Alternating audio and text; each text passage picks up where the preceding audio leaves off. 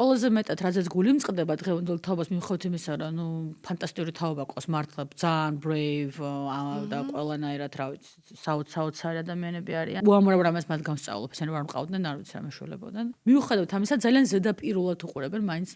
ხო, აი მაგალითად ფოტოგრაფიასაც, დავალებას, აი ნებისმიერ რამეს ძალიან ხო გამოვიდა. სიღრმეში სამწუხაროდ ისე აღარ ჩადიან.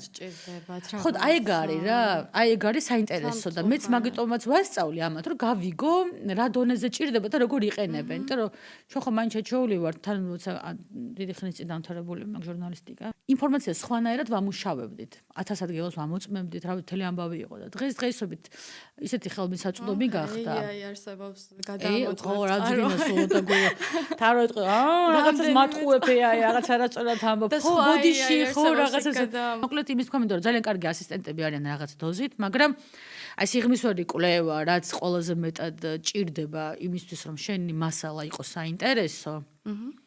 აი სამწუხაროდ ამას ვერ ვაღწევ ჯერ ბავშვებთან. ეხლა იმ დღეს რაღაც პარიზში ვიყავი მეპის გამოფენაზე, ქალბატონის გამოფენა იყო, რომელსაც 10 წელი იღებდა მასალას. ეხლა როგორ წარმოგიდგენია, ვერ წარმომიდგენია მე დღეს თანამედროვე ფოტოგრაფი, რომელიც 10 წელი შეიძლება რაღაც მასალაზე იმუშაოს. მართალი გითხრა, არ ვიცი ეს ცუდია თუ კარგია, მე არ ვამბობ მაგას. უბრალოდ მეც ამას ვსწავლობ. ალბათ რაღაც მაშინ სხვა დრო იყო, ვითვალისწინებ ამასაც და დროც ისეთი ჩქარა არ მინდოდა რა თქმა უნდა როგორც დღეს. თუმცა თოც ამ პროფესიაში ხარ, თან უნდა იჩქარო, თან არ უნდა იჩქარო, თან უნდა გქონდეს პერსონალური პროექტი, თან სხვა რაღაცაც უნდა.